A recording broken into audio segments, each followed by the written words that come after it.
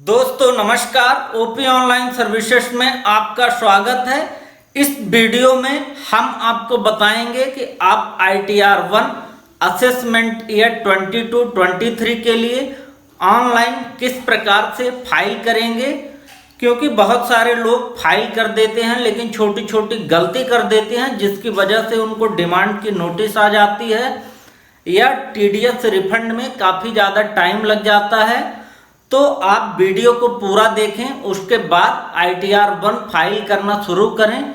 आप चाहे salaried class हैं, पेंशनर्स हैं या LIC एजेंट हैं, आप ITR-1 आसानी से इस वीडियो को देखने के बाद फाइल कर सकते हैं और अपना त्वरित रिफंड प्राप्त कर सकते हैं।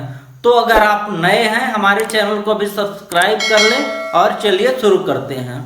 ITR-1 भरने के लिए सबसे पहले हम इनकम टैक्स के पोर्टल पे आ जाएंगे। यहाँ पे लॉगिन करना है। अगर आप फर्स्ट टाइम इस पोर्टल पे आए हैं तो अपने आप को रजिस्टर कर लीजिए। तो हम लॉगिन करते हैं। अब देखिए यहाँ पे यूजर आईडी आपका पैन कार्ड होता है और पासवर्ड जो आप सेट करेंगे। तो पैन कार्ड डाल के हम कंटिन्यू में क्लिक करेंगे। उसके बाद यहाँ पे आपको मैसेज दिखाई देता है जो आप पासवर्ड बनाते समय डालते हैं। यहाँ पे हमको कंफर्म करना है और पासवर्ड डाल के कंटिन्यू में क्लिक करेंगे। इनकम टैक्स के पोर्ट में हम लॉगिन हो गए हैं। इधर डैशबोर्ड में आपकी डिटेल दिखाई देती है, जैसे आपका पैन नंबर, आधार नंबर, मोबाइल नंबर, ईमेल, आपका बैंक डिटेल। यहाँ से आप अपडेट भी कर सकते हैं और चेक कर सकते हैं कि आपका जो अकाउंट है वो वैलिडेट है या नहीं। तो अगर इनका मैं अकाउंट देखूं तो यहाँ पे आप देख सकते हैं इनके 3 बैंक अकाउंट हैं जो कि तीनों वैलिडेट हैं। अब यहाँ से आप नीचे किसमें आप अपना ITR का रिफंड चाहते हैं, अगर आपको कुछ रिफंड बनता है तो यहाँ से आप टिक कर सकते हैं। एक से ज्यादा भी आप यहाँ पे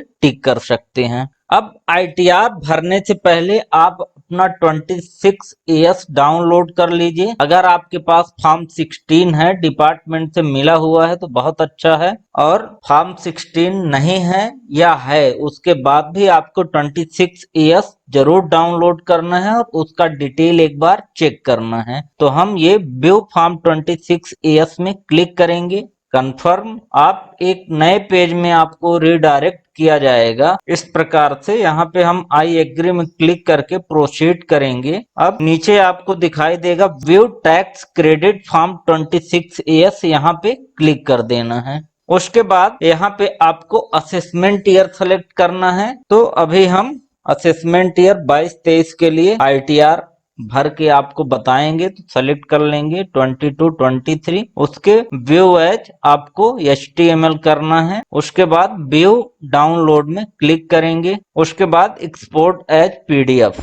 तो हमारा फॉर्म 26AS इस प्रकार से हमारे कंप्यूटर में सेव हो जाएगा। तो आप एक फोल्डर बना के रख सकते हैं जहां पे आप फॉर्म 26AS रख लें, फॉर्म 16 है तो रख लें, एक कंप्यूटेशन बना लें, कितनी सैलरी आई है, कितना आपको डिडक्शन लेना है, कितना इंटरेस्ट है, और आप अपने स्टेटमेंट रख लें। तो इस प्रकार से आप एक फोल्डर में सारे डॉक्यूमेंट्स ITR भरने के पहले देखिए। ITR-1 भरने के लिए आप चाहे कोई सैलरीड क्लास हैं, पेंशनर्स हैं, या आपको कहीं से TDS कटा हुआ है उसका रिफंड लेना है, LIC एजेंट हैं, तो आप ई फाइल वाले ऑप्शन में इनकम टैक्स रिटर्न में आपको जाना है। यहाँ पे फर्स्ट ऑप्शन आपको दिखाई देगा file income tax return, click कर देंगे। उसके बाद यहाँ पे आपको असेसमेंट ईयर सेलेक्ट करना है। तो यहाँ पे आपको दो फाइनेंशियल ईयर और असेसमेंट ईयर में कंफ्यूजन के कारण यहाँ पे देखिए दिखाई दे रहा है कि करंट ईयर सबसे ऊपर दिया हुआ है, हम सेलेक्ट कर लेंगे। उसके बाद यहाँ पे आपको ऑप्शन मिलता है ऑफलाइन आप भरेंगे या ऑनलाइन। तो आप ITR-1 ऑनलाइन ही भरिए। आप ऑफलाइन में आपको XML बनाना पड़ेगा, जो कि बहुत सारे लोगों को दिक्कत होती है। तो आप सीधे यहाँ पे ऑनलाइन सेलेक्ट करेंगे। उसके बाद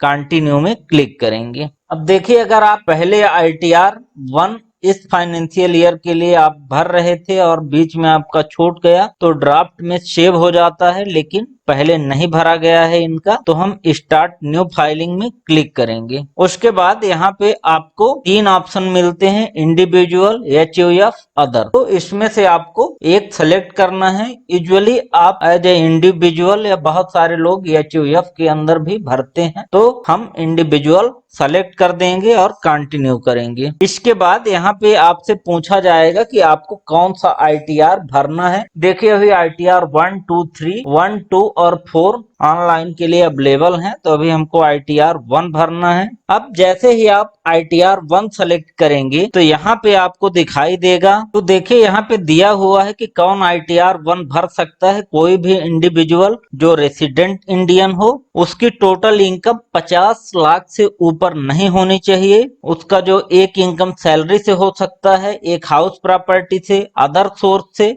इंटरेस्ट का इनकम और एग्रीकल्चर इनकम अप टू 5000। तो अगर आप इस क्राइटेरिया में आते हैं तो आप ये ITR भर सकते हैं। यूजुअली सैलरीड क्लास जो हैं, छोटे मोटे व्यापारी हैं जिनका TDS कट जाता है, LIC एजेंट है, तो वो ITR 1 आराम से भर के और अपना TDS का रिफंड प्राप्त कर सकते हैं। तो हम प्रोसीड विथ ITR 1 में क्लिक करेंगे। यहाँ पे हम नीचे चलते हैं। अब देखिए यहाँ पे बताया जा रहा है कि आपको फास्ट फाइल करने के लिए आपके पास ये डॉक्यूमेंट होना चाहिए, form 16, form 16A, form 26A, bank statement, house loan का अगर कुछ है, अगर आपने कोई डोनेशन दिया है, रेंट एग्रीमेंट या रेंट रिसीव, इन्वेस्टमेंट आपने जो किया है 80C में, 80D में या और NSC में, तो ये सारे डॉक्यूमेंट होना चाहिए, जो कि हम आपको बताएं कि आप एक फोल्डर बना के रख लीजिए। तो हम लेट्स गेट स्टार्टेड में क्लिक करेंगे।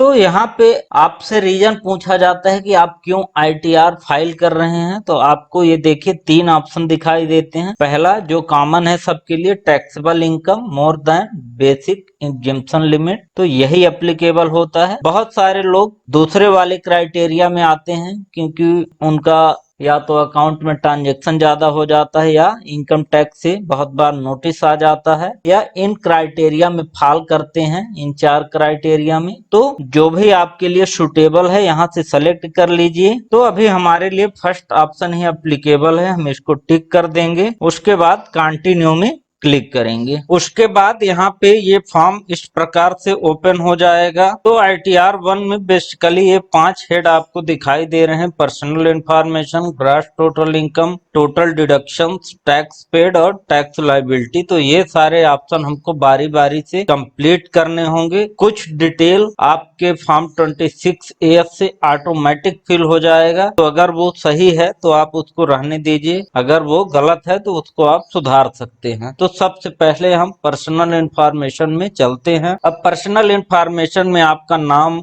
Address, date of birth, email ID, mobile number, ये सारी डिटेल आएंगी। तो अगर आपका ये डिटेल गलत है तो आप इसको सुधार सकते हैं यहाँ एडिट में क्लिक करके, और अगर सही है तो हम नीचे चलेंगे। अब देखिए नेचर ऑफ एम्प्लॉयमेंट यहाँ पे आपको चूज करना है। तो यहाँ पे गवर्नमेंट, सेंट्रल गवर्नमेंट के लिए अलग है, state government, public undertaking, pensioners में भी सेंट्रल और स्टेट का अलग अलग है, PSU। तो जो भी आप जिसके अंतर्गत आते हैं वो यहाँ पे सेलेक्ट कर लेंगे। उसके बाद नीचे आप आएंगे तो यहाँ पे है फाइलिंग सेक्शन। तो अभी हम टाइम से भर रहे हैं, तो रिटर्न फाइल्ड ऑन और बिफोर ड्यू डेट वाला ऑप्शन ही सेलेक्ट करेंगे। अब यहाँ पे देखिए अगर किसी नोटिस के बाद आप भरते हैं तो ये नीचे ऑप्शन आते हैं, तो इसको आप अनलॉक करके और फिर यहाँ पे सेलेक्ट करेंगे। तो अभी हमारा कोई नोटिस नहीं है तो ये सारे ऑप्शन डिसेबल हैं। अगर इसे हम इनेबल करेंगे तो ये ऑप्शन एक्टिव हो जाएंगे।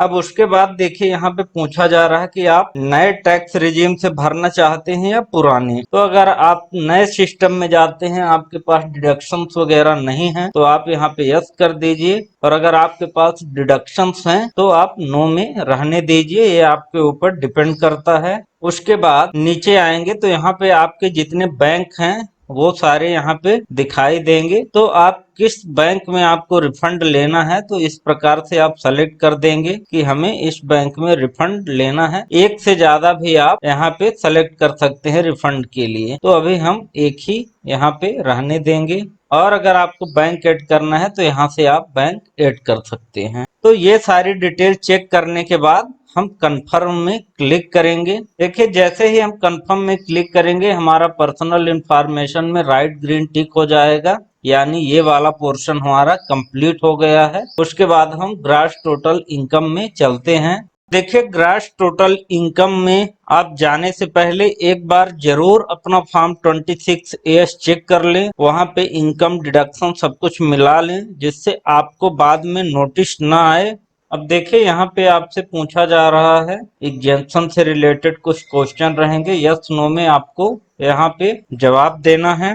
यहाँ पे कोई आपका, तो अभी हम नो कर देंगे। उसके बाद सेकंड ऑप्शन भी एप्लीकेबल नहीं है, इसको भी नो कर दीजिए। अब अगर इनको हम डिटेल में बात करेंगे तो वीडियो काफी बड़ी हो जाएगी, इसलिए इसको हम अलग से बात कर सकते हैं। आपको डिटेल में पढ़ना है तो यहाँ पे क्लिक करके और उसको थोड़ा पढ़ सकते हैं। उसके बाद अगर ये HRA है तो यस करिए, नहीं तो नो रहने दीजिए। ट्रेवल यहाँ पे लीव ट्रेवल अलाउंस है तो यस नो में यहाँ भी आप जवाब दे दीजिए। उसके बाद पूछ रहा है कि आप कोई और दूसरा एग्जेम्पशन यहाँ पे है तो इसको यस कर दीजिए, है तो, नहीं तो नो कर दीजिए। अब एक्चुअली सैलरी में अगर आप रिटायरमेंट वगैरह होते हैं और कुछ आपको क्लेम वगैरह मिलते हैं, उस केस में ये एप्लीकेबल हो सकता है। उसके बाद हम कंटिन्यू में क्लिक करेंगे।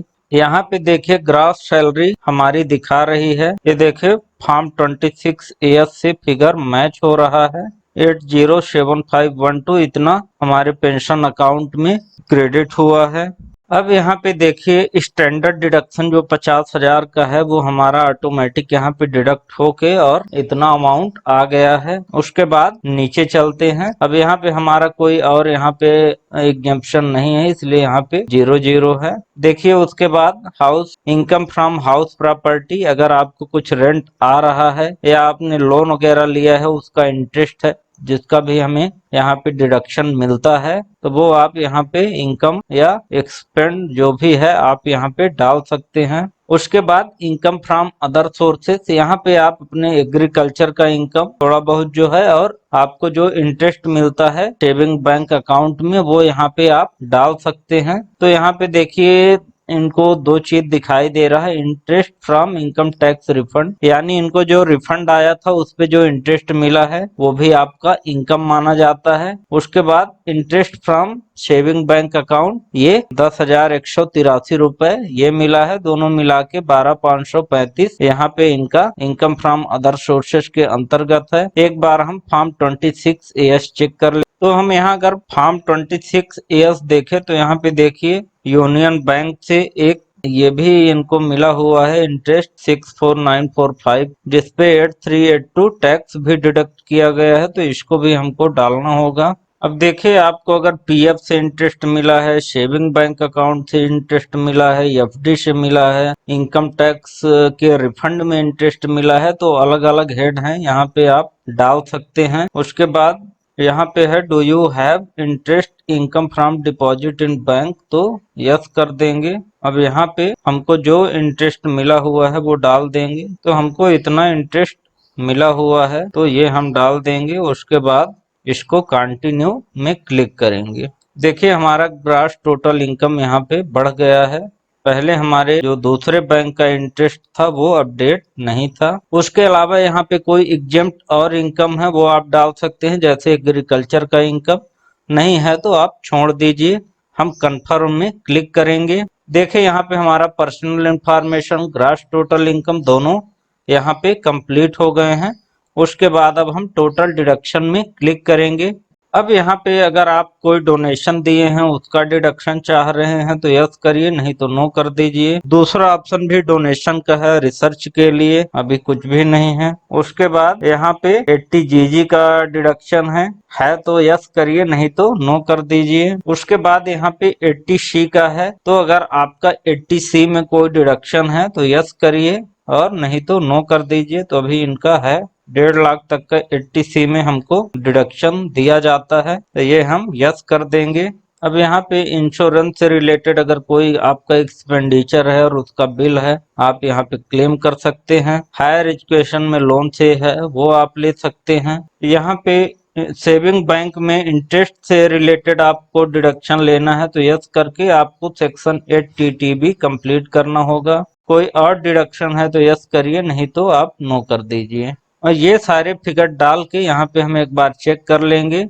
अब ये कुछ फिगर हैं जो ऑटोमेटिक फील्ड हैं इनके फॉर्म 26 एफ से, तो हम कंटिन्यू में यहाँ पे क्लिक करेंगे। तो यहाँ पे हमसे कहा जा रहा है एक बार आपके जो डिडक्शन है ये सारे इनको आप वेरीफाई कर लीजिए। उसके बाद यहाँ पे इस ऑप्शन को हमको ऐड करना है। अब यहाँ पे डालना है कि कितना आपको इंटरेस्ट पेड हुआ है। तो आप फॉर्म 26 एफ में देख लीजिए, एक हमारा ये है 64,945 प्लस ये पेंशन अकाउंट में जो इंटरेस्ट मिला है इसको भी हम यहाँ पे डाल, तो इसको हम यहाँ पे ऐड कर देंगे। ऐड करेंगे तो हमारा ये जो डिडक्शन है यहाँ पे हम 80 टीबी इंटरेस्ट ऑन डिपॉजिट को ऐड कर दिया है। 50,000 का हमको डिडक्शन यहाँ पे इसका भी मिल जाएगा। तो हमारा टोटल डिडक्शन हो गया 3 लाख। तो यहाँ पे देखिए मैसेज दे रहा है कि जो आप डिडक्शन ले रहे हो आपका एम्प्लॉयर जो बताया है उससे ज्यादा आ रहा है, तो आप इसको कंफर्म करेंगे कि हाँ सही है। तो अब हमारे ये 3 कंप्लीट हो गए हैं। उसके बाद यहाँ पे टैक्स पेड में हम जाएंगे, कितना आपने टैक्स जमा किया है।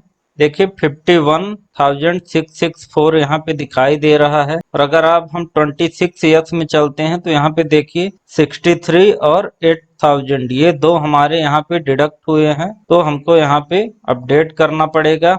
तो पहले शो डिटेल में यहाँ पे हम क्लिक करेंगे। देखिए यहाँ पे स्टेट बैंक ऑफ इंडिया, इसमें हम क्लिक करके और एडिट में क्लिक, उसके बाद यहाँ पे आप देखिए पहले हम स्टेट बैंक ऑफ इंडिया का ले लेते हैं। तो यहाँ पे टोटल इन्होंने पेड किया है 807512 और यहाँ पे जो डिडक्शन इन्होंने किया है 63963। इसके अलावा एक बार आप टैन नंबर यहाँ पे मिला लीजिए। अगर टैन नंबर में गड़बड़ी होगी तो भी आपको यहाँ पे नोटिस आ जाता है। तो ये दोनों फिगर हमने यहाँ पे चेक करके और अपडेट कर दिया है और इसको हम सेव कर देंगे। उसके बाद दूसरे वाले ऑप्शन में हम चलते हैं, income from other than salary, जो हमारा टैक्स कटा है यूनियन बैंक के थ्रू। तो यहाँ पे इसको भी हम टिक करके और एडिट में क्लिक करेंगे। अब देखिए यूनियन बैंक ने जो हमको पे किया है, पहले मिला लीजिए टैन नंबर 64945। तो ये फिगर हम डाल के और इसको भी सेव कर देंगे। देखिए टैक्स लायबिलिटी के अंदर हमारा ये पूरा डिडक्शन दिखा रहा है कितना है। उसके बाद टैक्स कितना आपको पे करना है ये दिखाई दे रहा है। तो ये सारा हम डाल दिए हैं, तो हमारा जो टैक्सेबल अमाउंट है वो 0 हो गया है। तो इसको हम कंफर्म कर देंगे, हमारा जो टीडीएस कटा हुआ है वो पूरा रिफंड हो जाएगा। तो इस प्रकार से टोटल टैक्स लायबिलिटी जो है यहाँ पे 0 हो गई। इसको हम प्रोसीड करेंगे। देखिए यहाँ पे मैसेज आ रहा है कि आपको इतना रिफंड आएगा, क्योंकि हमारा जो टीडीएस कटा हुआ है वो पूरा रिफंडेबल अमाउंट है। हमारे काफी अच्छे यहाँ पे डिडक्शन है। तो इसको एक बार आप वेरीफाई करके और प्रीव्यू रिटर्न में क्लिक करेंगे। अब देखिए यहाँ पे इस प्रकार से आएगा, आपको ओके करना है। उसके बाद यहाँ आप प्रोसीड टू प्रीव्यू में क्लिक करेंगे। तो यहाँ पे पूरा आपका इनकम टैक्स फॉर्म इस प्रकार से दिखाई देगा जो हमने भरा है। एक बार आप वेरीफाई कर लेंगे इस प्रकार से। ये देखिए सब कुछ आपका सही है। तो यहाँ पे प्रोसीड टू वैलिडेट में क्लिक करेंगे। यहाँ पे वैलिडेशन सक्सेसफुल हो गया है। इसके बाद आप ध्यान रखिए, अगर आप ये वेरीफाई नहीं करेंगे तो आपका जो आईटीआर है प्रोसेस नहीं होगा। बहुत सारे लोग भर के और छोड़ देते हैं, वेरीफाई नहीं करते हैं, बाद में उनको नोटिस और बार बार इनकम टैक्स से मैसेज आता रहता है। तो आप जरूर इसको वेरीफाई कर लीजिए। अगर आप वेरीफाई नहीं करेंगे तो आप पोस्ट से भी भेजने का ऑप्शन होता है, लेकिन वेरिफिकेशन ज्यादा इजी है। तो हम प्रोसीड टू वेरिफिकेशन में क्लिक करेंगे। अब यहाँ पे 3 ऑप्शन दिखाई देते हैं, ये वेरीफाई नाउ, ये वेरीफाई लेटर, ये वेरीफाई आईटीआर भी। तो आपको अगर अभी वेरीफाई करना है तो अभी कर दीजिए, या आप लेटर वाले में क्लिक करके 120 दिन के अंदर आप इसको वेरीफाई कर सकते हैं। तो हम अभी वेरीफाई भी कर लेते हैं। उसके बाद कंटिन्यू में क्लिक करेंगे। अब यहाँ पे देखिए बहुत सारे ऑप्शन हैं। तो सबसे जो इजी ऑप्शन है वो पहला है, आपके आधार वाले रजिस्टर्ड मोबाइल नंबर में ओटीपी आ जाता है, जिससे हमारा आईटीआर वेरीफाई हो जाता है। तो हम फर्स्ट ऑप्शन चूज करके कंटिन्यू करेंगे। उसके बाद I agree to validate, generate Aadhaar OTP. OTP इस प्रकार से हमारे रजिस्टर्ड मोबाइल में भेज दिया जाएगा। तो यहाँ पे हम ओटीपी डाल के वैलिडेट में क्लिक कर देंगे। हमारा आईटीआर इस प्रकार से वेरीफाई हो जाएगा और हमको एक्नॉलेजमेंट इस प्रकार से डाउनलोड कर लेना है। तो वीडियो आपको पसंद आई होगी और अब आप आसानी से अपने ITR 1 को फाइल कर पाएंगे, चाहे आप सैलरीड क्लास हैं, पेंशनर्स हैं या LIC एजेंट हैं। मिलते हैं एक नई वीडियो के साथ, तब तक के लिए धन्यवाद।